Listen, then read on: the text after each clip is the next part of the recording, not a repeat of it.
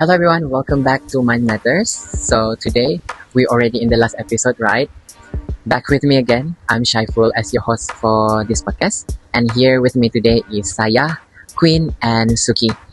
So today, we're not just talking about facts.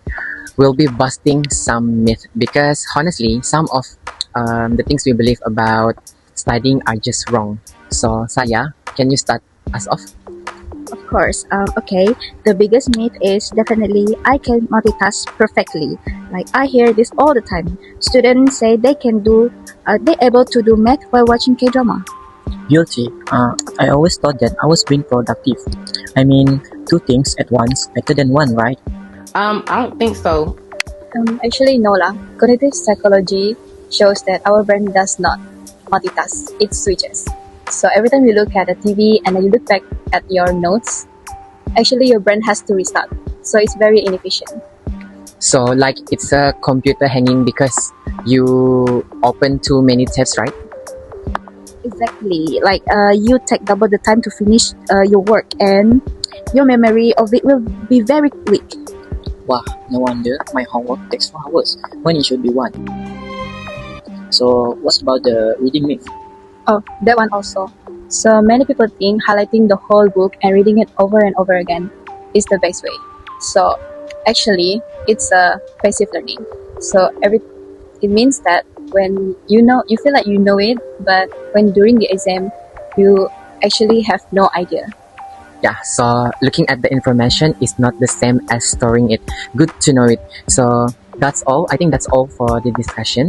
So to wrap it up, cognitive psychology is just understanding how we think and learn and also remember.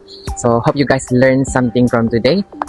Thank you for listening to Mind Matters. That's all from us. Bye-bye. This podcast helped me understand cognitive psychology in a much simpler and more interesting way. Instead of just reading from a textbook, discussing the topic with my group made the concepts clear and easier to remember. I also improved my communication skills by sharing ideas, giving opinions, and listening to others during discussions. Overall, this experience made learning more engaging and less stressful. One important thing that I realized is that attention plays a big role in learning. I used to believe that multitasking, like using my phone while studying, made me more productive. However, this project helped me to understand that multitasking actually reduces focus and affect how well we learn. After learning about attention, I am more aware of my habits and will try to focus on one task at the time when studying. For me, I really enjoy doing this project because it made me realize that psychology actually is not just some deep theory in a textbook, but it's actually very practical for our daily life. Plus, I think our communication as a team got way more better while doing this project. So that's all from me. Hello, my name is Stephanie and this is my reflection for our podcast, which is about cognitive psychology. Okay, so I understand that my brain isn't just a storage box that I can cram things into, but a delicate system that fails when I try to multitask or rush my learning. So if I want to actually remember what I study, I need to stop the passive reading and start working with my mind natural wiring through active recall and spaced practice to turn short-term effort into long-term knowledge. So that is all from me. Thank you. Hi, my name is Queen and I'm going to share my reflection on our podcast video. So our podcast video named Mind Matters, and from this I learned how to explain cognitive psychology in the most simple and relatable way. So by using a real student's experience and a casual language style, we made topics like attention, memory and multitasking easier to understand and more engaging for listeners. So this podcast also helped me improve my communication skills and confidence, especially when speaking naturally without relying too much on notes. And working with my team taught me the importance of the collaboration as everyone played their role in keeping the discussion clear and interesting. So most importantly, I gained a deeper understanding of how study habits like cramming and multitasking affect the learning. So overall, this experience helped me to grow academically and personally. That's all. Thank you. Hello everyone, in these reflections, I would like to share what I have learned in studying cognitive psychology and how it has changed the way I understand my own thinking. So before learning cognitive psychology, I rarely thought about how my minds work. I focused more on what I remember or forgot, not the processes behind it. Through these topics, I learned that cognitive psychology explores mental processes as attention, perceptions, memory, problem solving, and decision making. This helped me realize that our thoughts are not random but are shaped by structured cognitive system.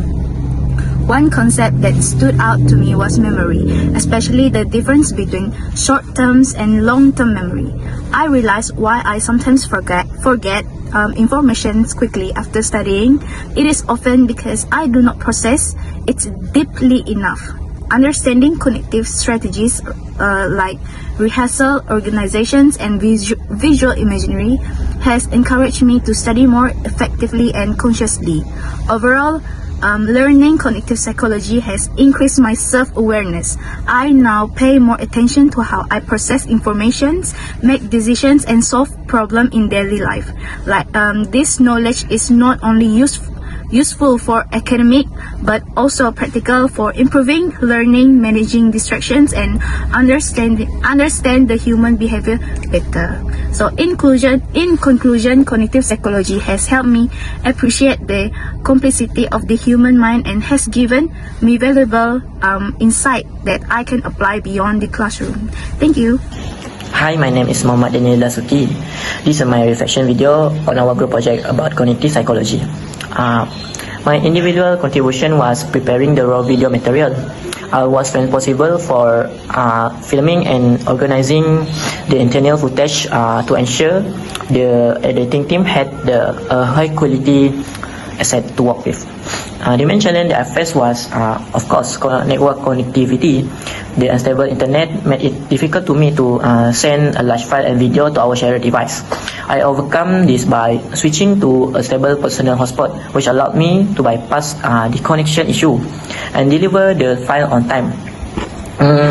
Through this project, I learned that communicating cognitive psychology to a public audience requires simplicity, which we had to be careful not to use too much information, focusing instead on clear visual to explain complex mental processes. Finally, if I had more time, I will improve my time management and preparation. We didn't account enough for technical delays. So next time, I will start the filming process earlier to avoid the last minute rush. That's all from me. Thank you. See ya.